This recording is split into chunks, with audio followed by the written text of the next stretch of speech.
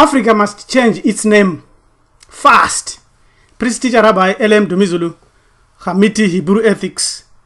Subscribe to our channel as we discuss these vital topics that involve our continent of Africa. Why are we called Africans? Are you an African? What is the real name for Africa? Who gave it that name? Does it matter? The maps we see today, do they represent the real size of Africa? It matters or it doesn't matter. The instant we discover the secret concerning this issue, the spell is broken. Some popular names for Africa are Kemet, Kofi, Olympia, Libya, Egupe, Hesperia, Otasia, Ethiopia, Tameri, Aukeblan, and Sudan. Which one is ours? But I want to say this. Remember, there was no Middle East. And this is the map of Africa.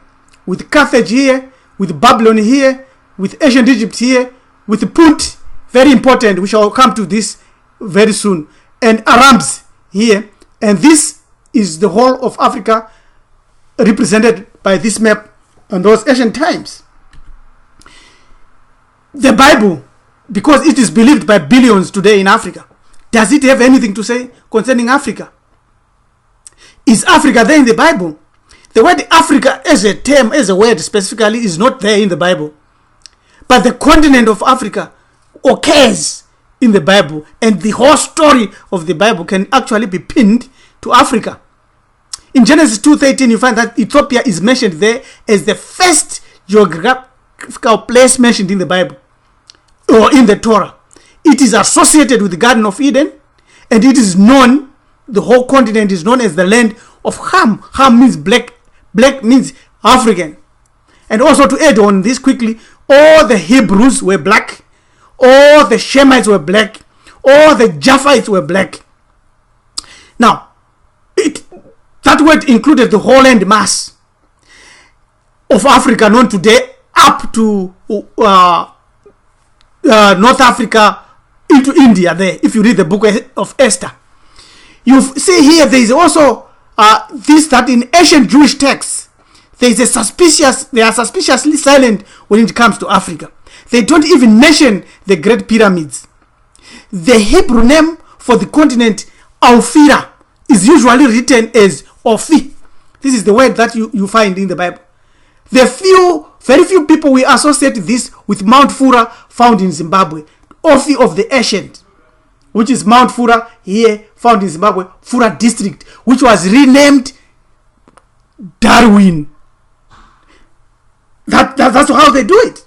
Now, the popular name for Africa, Aukeblan, some people, if you search it, they say this is the original name for Africa, Aukeblan. But Aukeblan is Arabic, which means the land of the blacks, according to researchers. Afri, originally a Latin term for the Carthaginians, whom we saw in North Africa there, a people of Phoenician descent. It also referred to the original group of their Berber neighbors under Roman rule. The province of Africa encompassed the modern Tunisia and part of northwestern Libya, Algeria, Morocco, all those areas.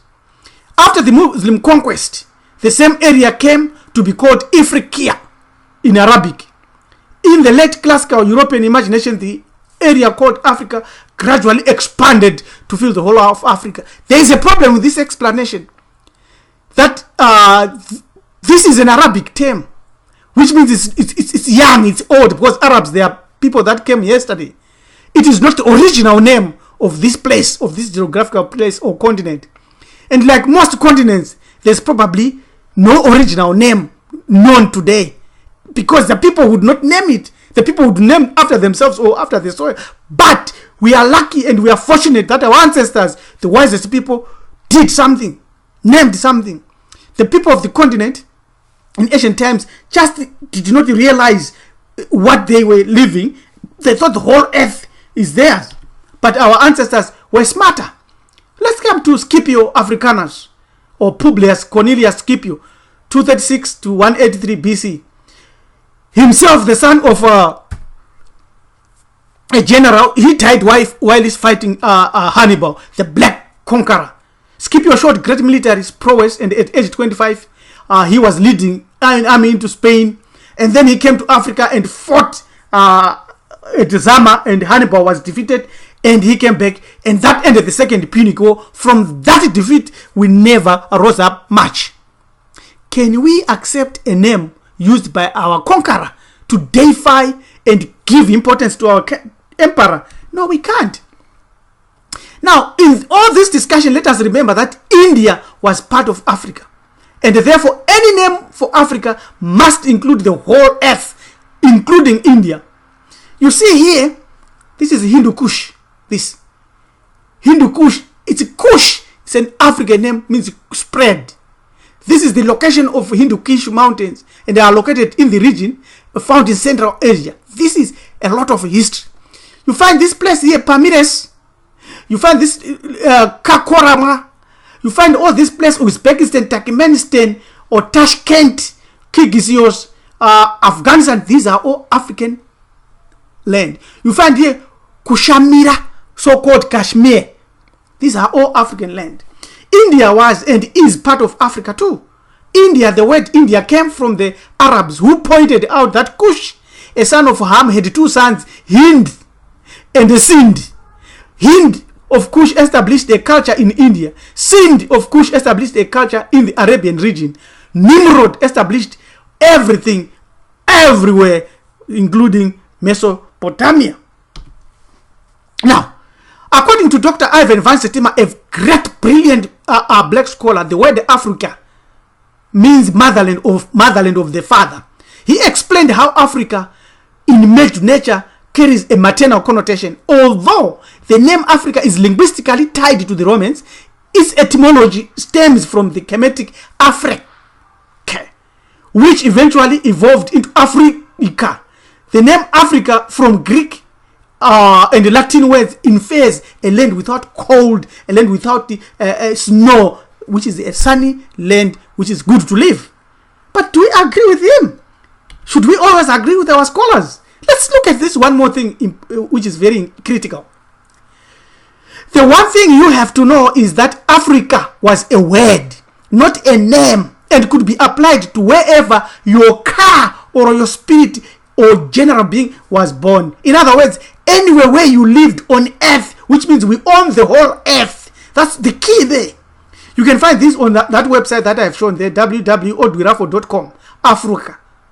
And then now, why did the Egyptians themselves look southward to inner Africa or southern Africa as their birthplace and refer to it as Tanetera? The Egyptian name for the African lands of the south was Ta Kunzetu. Kunzetu. It means it has become light. It has become bright. It is interior Africa, which means the placenta land. Also in other interpretations, that is the car, the lifted hands, which is a similar, which shows your power, your spirit. Africa, this term, this word Africa, similar to the native words like Congo with a K, now spelled with a C, and Accra, the capital city of Ghana, now spelled with a C instead of a K, or Cameroon, which is now Cameroon. It is clear that K was used in original African languages. Thus, Africa with a K is what we must have, or is what is closer to us. European colonialism forced the removal of the letter K, which was substituted by the letter C. Why? This was huge. It was in order to hide the car, which they succeeded completely. Now, there was an ancient pharaoh, Kafura, called Kafre. This pharaoh Kafre was the son of Kufu or Akufa or Kufa. This is Africans. Kafure, which means to mold or to fight, built the second pyramid, which is correct, right? Now, in honor of his father, he built the pyramid 2 feet shorter than his height. Kafure also built the famous Great Sphinx, Haremakuti. The Sphinx is the guardian of the pyramids. He was there 2,000 years before Common Era. One of the oldest sources for the word Africa should be Khafre. That is correct. Now, because Africa, this is where ancient Egyptian texts get it. It is used generally to cover the whole extensive regions of the whole region. A source of war, where our problems began. The plot arises from the scramble of Africa, which was held in 1885 to about 1914 in Berlin, Germany, Europe. That conference is still haunting every black person today. In Africa, we suffer from satanic neo-colonial governments, planned endemic corruption, miseducation, spiritual and religious ignorance, population decimation via wars, diseases, famine, tribalism, miseducation, all the wars you can think of. Because we have failed to define our continent. Thus, it is definite we must change the name of our continent and redesign our society according to us, so as to mollify ills and quench the spirits that have been aroused against us. Thus, consideration of ethnic groups must be reflected in the new name for Africa. You find this is how Africa, the spirits that are poured on Africa today, the British, the French, the German, the Portuguese, the Italian, the Belgian, the Spanish, the independent countries and so forth, only Ethiopia. See all this, and one of it, our continent, there was stolen and India is missing. So what should be the name of Africa be? Hamiti Hebrew ethics analysis concludes that the term Africa, as well as its pictorial representation or presentation, must be changed. Politicians and leaders may refuse to change it, but it is high time we change it ourselves. We change it in our brain, because in terms of size, Africa is larger by far to the United States, China, Europe, all these countries combined, even India, they fit in Africa. United Kingdom is even smaller than Madagascar.